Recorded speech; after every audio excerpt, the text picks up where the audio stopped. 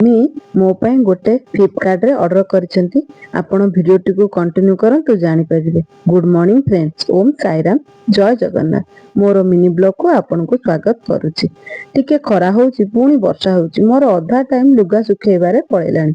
आज घरे किछि परिबा नथिला तो भाबिली कोन करिबी। सोयाबीन बड़ी थिला तो ताकू तरकारी करथिली। जेते जाहले स्वामींकर खाइबारे दही दरकार।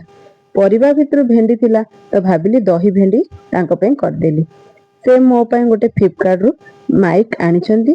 वीडियो बनौची तो सेति ପାଇଁ। एई वीडियोटी हेउची मंगलवार रो।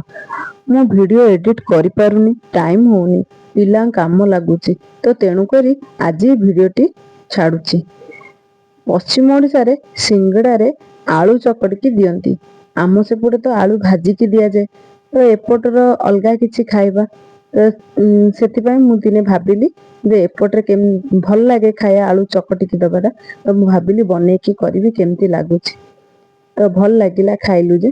ଆଉ ଆମ ପଡ଼ୋଶୀ ଥରେ ଏମିତି ଆମକୁ ଚଟଣି କରିକି ଦେଇଥିଲେ, ଧନିଆ, ପୁଦିନା, ଟମାଟୋ, କଞ୍ଚା ଲଙ୍କା ପକେଇକି, ବହୁତ ବଢ଼ିଆ ଲାଗିଲା।